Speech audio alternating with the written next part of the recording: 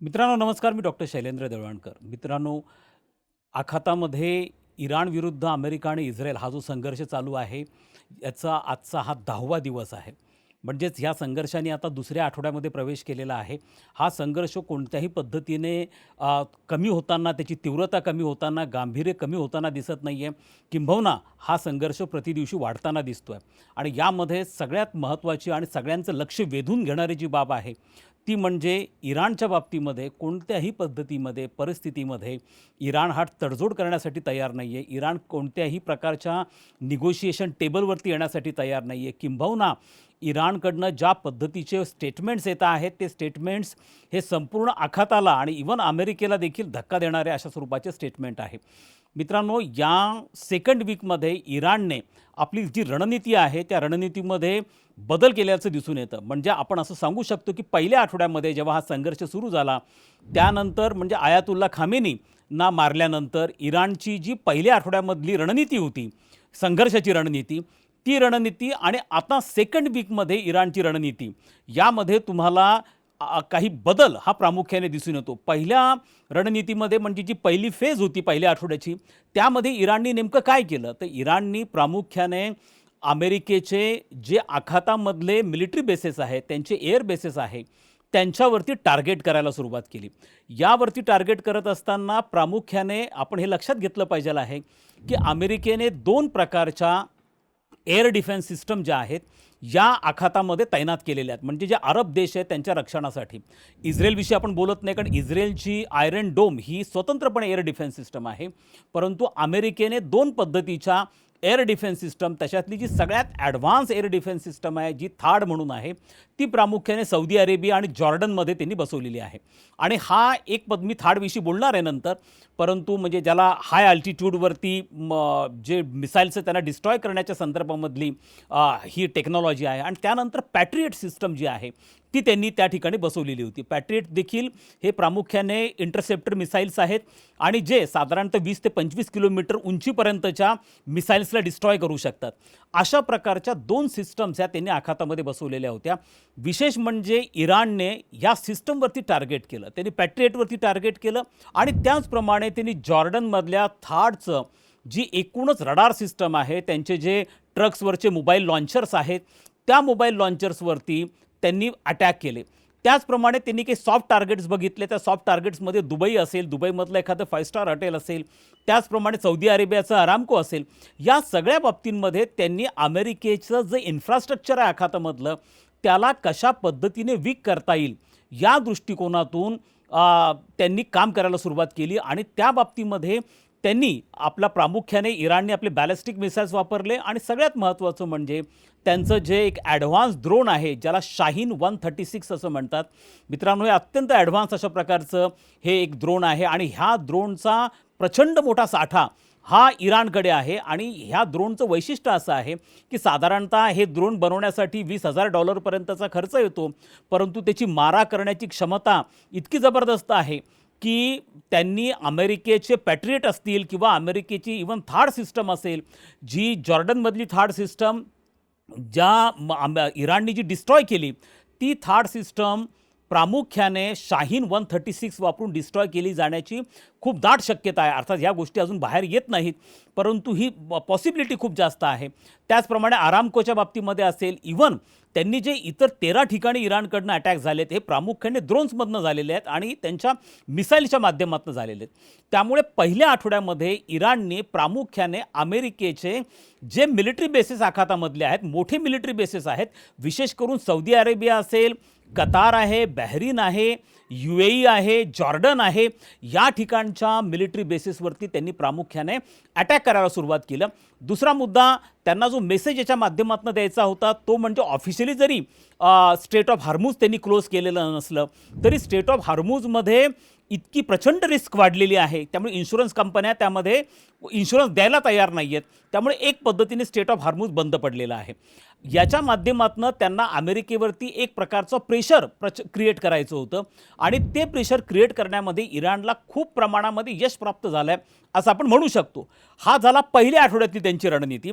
आता सेकंड वीकमध्ये जेव्हा ह्या संघर्षाने प्रवेश केलेला आहे, इराणने आता आपली रणनीती काही प्रमाणामध्ये बदलली आहे. याचं जे महत्त्वाचा संकेत आहे तो मिळाला ते म्हणजे इराणचे जे राष्ट्राध्यक्ष आहेत डॉक्टर मसूद यांचं एक स्टेटमेंट जे बाहेर आलेलं आहे. त्या स्टेटमेंटला वेगळ्या पद्धतीने अमेरिकेने इंटरप्रेट केलं. त्यांनी असं सांगितलं की आता अरब देशांच्या बाबतीमध्ये त्यांनी सांगितलं की आम्हाला ह्या अरब देशांवरती हे आमचे मित्र देश आहेत ज्यांच्यावरती आम्हाला अटॅक करण्याची आमची फारशी इच्छा नव्हती. मात्र आम्ही ते अटॅक केलेलं आहे. ठीक आहे, आम्ही त्या संदर्भात रिग्रेट करतो किंवा आम्हाला माफी मागतो असं नाही म्हणता येणार, पण तो आम्हाला त्याचं दुःख आहे.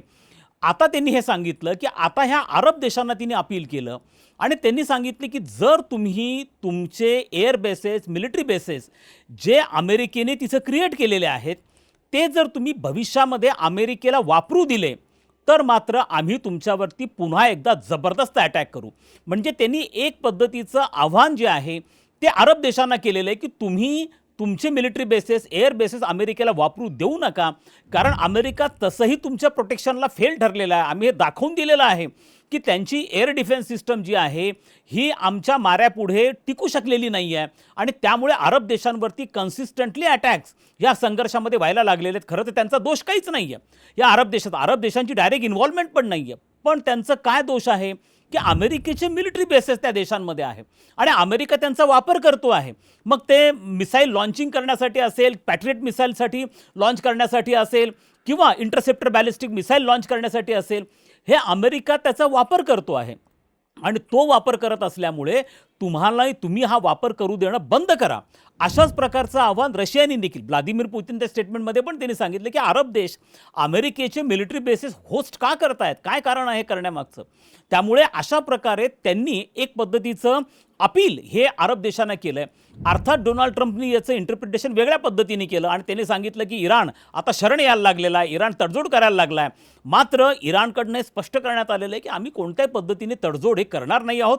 फक्त आम्ही अरब देशांना एक पद्धतीचा इशारा देतोय की जे झालं त्याचा खेद आम्हाला आहे, त्याचं दुःख आम्हाला आहे. मात्र तुम्ही तुमचे मिलिटरी बेसेस, एअर बेसेस आता अमेरिकेला वापरू देऊ नका.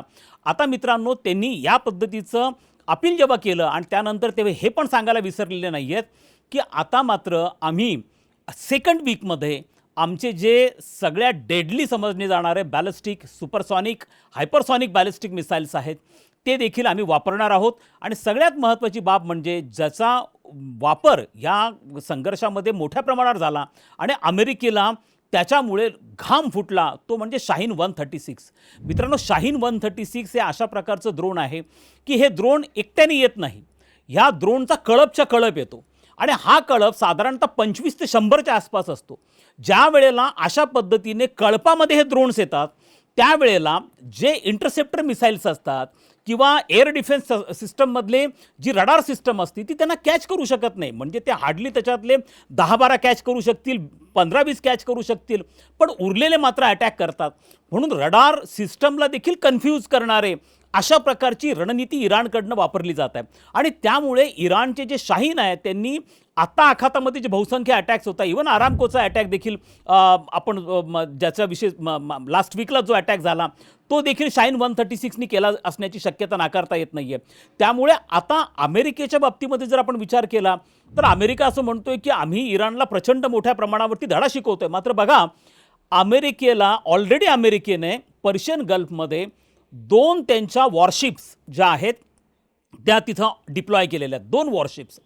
हे लक्षात घेणं आपल्याला गरजेचं आहे की अब्राहम लिंकन ही अमेरिकेची सगळ्यात मोठी वॉरशिप ही ऑलरेडी महिन्याभरापासून पर्शियन गल्फमध्ये आहे. त्यानंतर त्यांनी सेकंड वॉरशिप पाठवली आहे आणि आता अमेरिका 3री वॉरशिप ही त्या ठिकाणी प्रामुख्याने पर्शियन गल्फमध्ये पाठवते. का गरज पडते अमेरिकेला 3-3 वॉरशिप इराणच्या विरोधामध्ये पर्शियन गल्फमध्ये पाठवण्याची? सगळ्यात दुसरं महत्त्वाचं म्हणजे त्यांनी B-2 बॉम्बर्स जे आहेत या B-2 बॉम्बर्सचा देखील वापर हा सुरू केलेला आहे. त्यानंतर त्यांच्याकडची जी अत्यंत एक ॲडव्हान्स सिस्टम आहे मिसाईलच्या बाबतीमधल्या त्या देखील सगळ्या अमेरिकेने वापरायला सुरुवात केली आहे. पहिल्यांदा असं घडते गेल्या अनेक दशकांमध्ये की अमेरिकेला 3-3 वॉरशिप्स या पर्शियन गल्फमध्ये पाठवाव्या लागतात. आता मित्रांनो बघा की मजेशीर बाब अशी आहे की इराणच्या ह्या ड्रोन्सनी अमेरिकेचे जे एअर डिफेन्स सिस्टम आहे आखातामधली त्याला कशा पद्धतीने छेद दिलेला आहे. आता या ड्रोन्स ज्याचा मी उल्लेख केला की शाहीनचा की साधारणतः $20,000 $30,000 याची कॉस्ट ऑफ प्रोडक्शन आहे. परंतु त्याला मारण्यासाठी अमेरिकेला $1 मिलियन मिसाईल्स वापरावे लागतात. अर्थात हे सगळ्यात महत्त्वाची बाब लक्षात घेणं गरजेचं आहे की हे जे इंटरसेप्टर मिसाईल्स असतात, विशेष करून पॅट्रिओटिक सारखे जे इंटरसेप्टर मिसाईल्स आहेत जे अमेरिका प्रोड्यूस करते, मित्रांनो, त्याचा प्रोडक्शनचा जो रेट आहे तो फार कमी आहे. म्हणजे साधारणतः अमेरिका वर्षाला 600 ते 700 इंटरसेप्टर बॅलिस्टिक मिसाईल तयार करते, 600 ते 700. मात्र इराणचा अशाच प्रकारचे मिसाईल तयार करण्याचा वेग हा अमेरिकेच्या कितीतरी पटीने जास्त आहे. खुद्द अमेरिकेच्या परराष्ट्र मंत्र्यांनी देखील अशा स्वरूपाची कबुली दिलेली आहे की आता आम्ही जे इंटरसेप्टर, विशेष करून पॅट्रिएटसारखे मिसाईल जे आम्ही बनवतो आहोत, त्याचा रेट आमचा अतिशय कमी आहे, तो वाढवण्याची गरज आहे. त्यामुळे आता असं झालं आहे की आखातामधले इंटरसेप्टर बॅलिस्टिक मिसाईल जे आहे त्यांचा साठा जो आहे तो आता कमी व्हायला लागला आहे, किंबहुना तो संपायला लागला आहे. आणि त्यामुळे अमेरिकेला काय पडतं की अमेरिकेने आपले जे मिलिटरी बेसेस जगभरामध्ये अमेरिकेच्या आहेत आणि अमेरिकेची इन्व्हॉल्वमेंट काही ठिकाणी आहे. विशेष म्हणजे आता अमेरिकेने युक्रेनमधले आपले काही इंटरसेप्टर बॅलिस्टिक मिसाईल्स हे डायव्हर्ट करायला सुरुवात केली आहे. दुसरं, जपानच्या ओकिनावामध्ये अमेरिकेचा मोठा मिलिटरी बेस आहे. त्या ठिकाणचे जपानला प्रोव्हाइड करण्यात आलेली एअर डिफेन्स सिस्टम जी आहे, विशेष करून थार्ड सिस्टम ही जपानमध्ये पण आहे, साऊथ कोरियामध्ये पण थार्ड सिस्टम आहे. तर त्यांनी जपानमधनं आणि साऊथ कोरियामधनं आता काही इंटरसेप्टर बॅलिस्टिक मिसाईल हे डायव्हर्ट करायला सुरुवात केलेली आहे. म्हणजेच काय की त्यांचा आखातामधला इंटरसेप्टर बॅलिस्टिक मिसाईलचा साठा हा कमी होतो आहे. कारण ज्या पद्धतीची रणनीती इराणकडनं अवलंबली जाते त्याला काउंटर करताना अमेरिकेचे मिसाईल्स हे कामी येत आहेत. म्हणजे त्याच्यामध्ये मोठ्या प्रमाणावरती त्यांचा ऱ्हास व्हायला लागला आहे आणि म्हणून जगभरातल्या एअर बेसेसवरनं, मिलिटरी बेसेसवरनं अमेरिकेला इंटरसेप्टर मिसाईल जे आहेत ते आता आखातामध्ये आणावे लागत आहेत. याच्यातनंच अर्थ असा होतो की आणि आता इराण जे म्हणतो आहे की ही तर मी सुरुवात आहे, म्हणजे आम्ही अजूनही आमच्याकडे ड्रोनचा ह्यूज साठा आहे आणि आता ह्या ड्रोन्सला जर टार्गेट करायचं असेल तर तुम्हाला सगळ्यात महत्त्वाचं पार्ट आहे जो अमेरिका करण्याचा प्रयत्न करतोय. केवळ 72 तासामध्ये, म्हणजे गेल्या 72 तासामध्ये अमेरिका आणि इस्रायल ह्या दोघांनी मिळून इराणच्या 200 ठिकाणांवरती अटॅक केले. 200 म्हणजे साधारणतः 236 मिसाईल त्यासाठी वापरले गेलेत.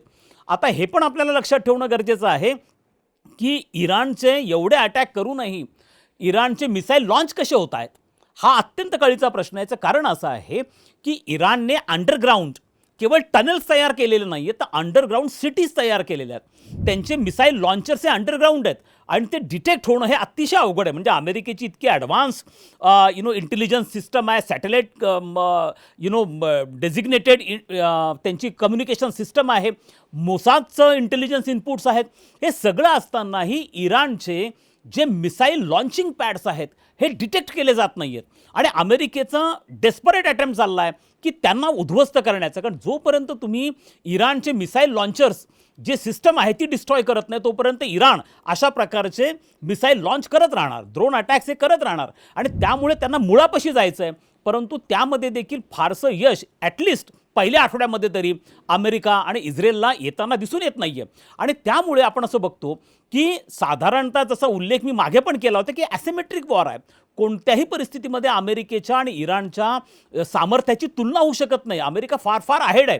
पण असं असताना देखील आज ज्या पद्धतीने इराण काउंटर अटॅक करतो आहे त्यामुळे अमेरिकेमध्ये पुन्हा एक चर्चा सुरू झालेली आहे की आता अमेरिकेला इराणमध्ये ग्राउंड फोर्सेस उतरवावे लागतील का.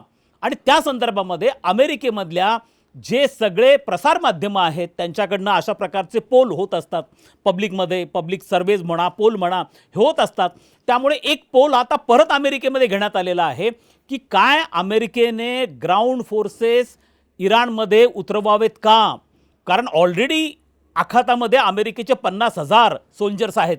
या 50,000 सोल्जर्सला इराणमध्ये घुसवायचं का, किंवा अनेकदा ते आकाशामधनं, म्हणजे ज्यांना फायटर प्लेन्समधनं म्हणा, अनेकदा त्यांना जम्प करून काही अमेरिकेचे जे एक सिस्टम आहे, अत्यंत ॲडव्हान्स सिस्टम मानली जाते की आकाशाच्या माध्यमातून काही सैनिक हे उतरवले जातात. आणि जी सिस्टम अमेरिकेने फार रेअरली वापरलेली आहे ती सिस्टम वापरायची गरज आहे का. पण मित्रांनो, अमेरिकेचा एकूणच मूड लोकांचा असा दिसून येतो आहे की बहुसंख्य अमेरिकन्स, ऑलमोस्ट 70% अमेरिकन्स म्हणत आहेत की कोणत्याही परिस्थितीमध्ये इराणमध्ये आपले सोल्जर्स उतरवता कामा नये. तुम्हाला जेवढे अटॅक्स करायचे ते एअर अटॅक्स करा, परंतु जमिनीवरती उतरवू नका. मी मागे पण तुम्हाला सांगितलेलं आहे की व्हिएतनाम वॉरमध्ये अमेरिकेने सैन्य उतरवलं होतं आणि त्यामध्ये हजारो अमेरिकन सैनिक मारले गेले. त्यानंतर पीसकीपिंग ऑपरेशन्समध्ये अमेरिकन सैनिक उतरलेले होते. पीसकीपिंग ऑपरेशन्समध्ये विशेष करून सोमालियाच्या 1993च्या पीसकीपिंग ऑपरेशनमध्ये देखील अमेरिकन सैनिक मारले गेले. आणि त्यानंतर मात्र अमेरिका आपले सोल्जर्स उतरवत नाही.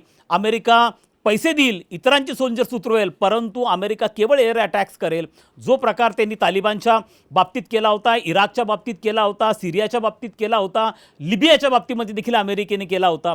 मात्र आता डोनाल्ड ट्रम्पला तो शेवटचा पर्याय वाटायला लागला आहे की आपल्याला आता सैन्य तिथं उतरावं लागतं आहे का. तर मित्रांनो, सांगण्याचा मुद्दा तुम्हाला असा आहे की साधारणतः सेकंड वीकमध्ये हे वॉर उतरलेलं आहे आणि कोणत्याही पद्धतीने इराणची मारक क्षमता ही आपल्याला कमी होताना दिसत नाही आहे. किंबहुना इराणकडनं ती क्षमता वाढताना दिसून येते आहे. शाहीन 136च्या पुढे किंवा इराणच्या बॅलिस्टिक मिसाईलच्या पुढे अत्यंत ॲडव्हान्स अशा प्रकारच्या अमेरिकेच्या ज्या थाडसारख्या एअर डिफेन्स सिस्टम आहेत त्याचप्रमाणे पॅट्रियटिकसारखं ते त्यांचं इंटरसेप्टर बॅलिस्टिक मिसाईल आहे. या सिस्टम देखील इराणच्या ह्या प्रचंड मोठ्या माऱ्यापुढे आपल्याला कोसळून पडताना दिसून येत आहेत. त्यामुळे याच्यातनं आणखीन जसा मी उल्लेख मागे केलेला होता की अर्थात इराण ह्या सगळ्या गोष्टींमध्ये एकटा आहे का, अशी शक्यता फार कमी आहे. याचं कारण आपल्याला निश्चितपणे दिसून येतं की त्याच्यामागे रशियाचं आणि चायनाचं अप्रत्यक्षपणे बॅकिंग असण्याची शक्यता नाकारता येत नाही. विशेष करून रशियाकडनं जे सॅटेलाईट कम्युनिकेशन म्हणा किंवा सॅटेलाईट इंटेलिजन्स इनपुट्स आहेत, हे रशियाकडनं इराणला मिळण्याची शक्यता ही अजिबात नाकारता येत नाही आहे.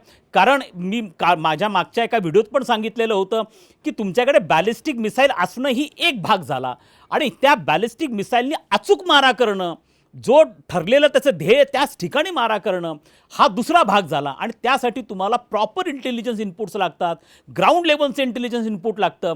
त्याशिवाय हे अचूक मारे शक्य ठरत नाही. पण ज्या पद्धतीने जॉर्डनमधली थाड सिस्टम असेल, कतारमधली ऑलमोस्ट $1 बिलियन एक एअर डिफेन्स सिस्टम रडार होतं, ते रडार देखील इराणकडनं उद्ध्वस्त झालेलं आहे. या संदर्भात अत्यंत प्रॉपर ज्याला म्हणतो इंटेलिजन्स इनपुटची गरज आहे आणि ते इंटेलिजन्स इनपुट रशियाकडनं दिलं जाण्याची शक्यता नाकारता येत नाही. अर्थात जर तसं होत असेल तर रशिया असा युक्तिवाद करू शकतो की तुम्ही युक्रेनला, जेव्हा युक्रेन आणि रशियामधला संघर्ष गेल्या 3 वर्षांपासून हा चालू आहे, तर जेव्हा नॅटो, युरोपियन देश, अमेरिका युक्रेनला इंटेलिजन्स इनपुट देऊ शकतात, रशियाच्या विरुद्ध त्यांना लढण्यासाठी जे आवश्यक असणारे इंटेलिजन्स इनपुट आहे ते जर अमेरिका देऊ शकतो, तर आम्ही इराणला का देऊ शकत नाही, अशा प्रकारचा युक्तिवाद देखील रशियाकडनं केला जाऊ शकतो. सांगण्याचा मुद्दा असा आहे की या संघर्षाची व्याप्ती ही वाढताना दिसून येत आहे. हा संघर्ष कुठेही कमी होताना किंवा त्याचा प्रभाव कमी होताना दिसून येत नाही आहे. मात्र एवढं नक्कीच आहे की अमेरिका ज्याच्या आधारावरती अमेरिकेचं एअर डिफेन्स सिस्टम किंवा म्हणा आकाशामध्ये अमेरिकेचं साम्राज्य आहे, समुद्रावर अमेरिकेचं साम्राज्य आहे, ग्राउंड फोर्सेसमध्ये आहे, त्यांचं डिफेन्स बजेट प्रचंड आहे. भारत आणि चीनच्या एक कितीतरी पटीने त्यांचं डिफेन्स बजेट आहे. ॲडव्हान्स वेपनरीज त्यांच्याकडे आहे, जगभरामध्ये निर्यात करतात ते मोठमोठ्या शस्त्रास्त्रांचं. एवढं सगळं असूनही या ॲसिमेट्रिक वॉरफेअरमध्ये इराण हा त्यांच्याशी 2 हात करताना दिसून येतो आहे, त्यांना शह देताना दिसून येतो आहे.